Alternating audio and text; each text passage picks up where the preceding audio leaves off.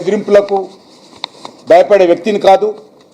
అసలు ఆయన తాటాకు చప్పులకు కూడా వెన్ను తిరిగే వ్యక్తిని కాదు. ఈరోజు మనవి చేస్తా ఉన్నాను, మీరు ఒక ముఖ్యమంత్రిగా సోయి మర్చిపోయి ఈరోజు మీరు తెలంగాణ రాజకీయాలలో ఏ రకంగా అవినీతికి, అక్రమాలకు, దోపిడీకి ఈరోజు తెలంగాణ బలైపోతా ఉంది. హైదరాబాద్లో భూములు మిగిలే పరిస్థితి లేదు. మంత్రులు ఎవరికి వాళ్ళు పోటీ పడి దోచుకుంటున్నటువంటి పరిస్థితి తెలంగాణలో ఉంది. ఉదయం లేస్తే సాయంకాలం వరకు ఏ రకంగా దోచుకోవాలి ఈరోజు అని ఈరోజు కాంగ్రెస్ పార్టీ మంత్రులు ఆలోచన చేస్తున్నటువంటి నేపథ్యంలో ఈరోజు తెలంగాణలో రియల్ ఎస్టేట్ దెబ్బతిన్నది, ఇండస్ట్రీ దెబ్బతింటున్నాయి. ఎక్కడ కూడా ప్రభుత్వ ఉద్యోగస్తులకు జీతాలు ఇవ్వలేనటువంటి పరిస్థితి ఉంది. తెలంగాణ ఆర్థిక సంక్షోభంలో ఉంది. అప్పుల మీదనే ఈరోజు తెలంగాణ గడిచేటువంటి పరిస్థితి ఉన్నది. మరి ఈరోజు ఇష్టారాజ్యంగా అడ్డగోలుగా ఈరోజు ప్రభుత్వ భూములు అమ్మేస్తూ ఉన్నారు.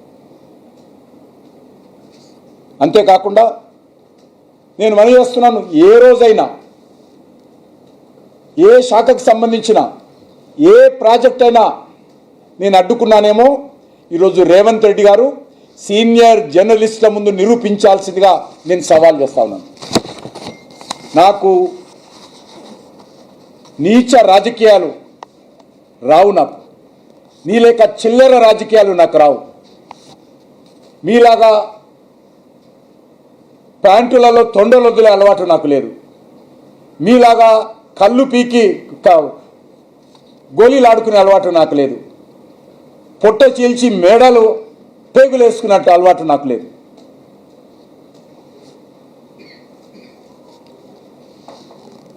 అందుకే నేను రేవంత్ రెడ్డి గాగా నేను మాటకారిని కాదు, కానీ మాట మీద నిలబడే వ్యక్తిని. అబద్ధాలతో మోసపు మాటలు మాట్లాడే వ్యక్తిని కాదు. అధికారం కోసము, పదవుల కోసమో పార్టీలు మారిన వ్యక్తిని కాదు.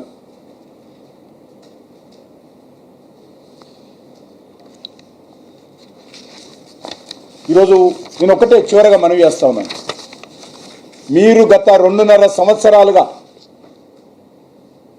ఏదైతే గత శాసనసభ ఎన్నికల్లో మీరు తెలంగాణ ప్రజలకు హామీలు ఇచ్చారో వాటి మీద చర్చకు సిద్ధంగా ఉన్నారని అడుగుతా ఉన్నాను. ప్రెస్ క్లబ్లో చర్చకు వస్తావా, లేకపోతే అసెంబ్లీ ముందు తెలంగాణ అమరవీరుల స్తూపం దగ్గర చర్చకు వస్తావా? నేను సిద్ధంగా ఉన్నాను.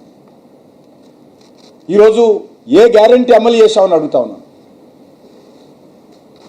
వచ్చినటువంటి మిగులు బడ్జెట్తో ఉన్నటువంటి తెలంగాణ రాష్ట్రాన్ని మరి ఈరోజు అప్పుల రాష్ట్రంగా మార్చారు.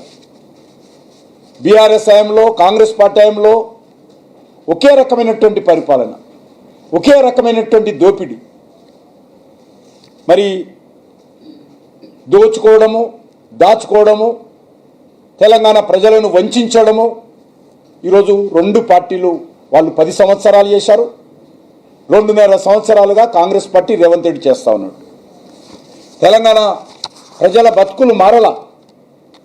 ఏదో ఈ 2 సంవత్సరాల్లో మొత్తం తెలంగాణ అంతా బాగా అయిపోయింది అనేటువంటి విధంగా ఈరోజు రేవంత్ రెడ్డి వ్యవహరిస్తున్నాడు.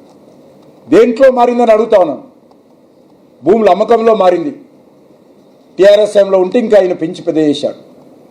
అవినీతిలో మారలా, అక్రమాలలో మారలే, అహంకారంలో మారలే, అబద్ధపు ప్రచారంలో మారలే, మోసం చేయడంలో మారలే, ప్రజలను మభ్యపెట్టడంలో మారలేదు. ఒకే రకమైనటువంటి పరిపాలన. ఈ 2 పార్టీలు అప్పులు తెచ్చి షోకులు చేస్తున్నారు. తెలంగాణను ఈరోజు తెలంగాణ ప్రజలను అప్పులతో బలిపెట్టేటువంటి ప్రయత్నం చేస్తూ ఉన్నారు.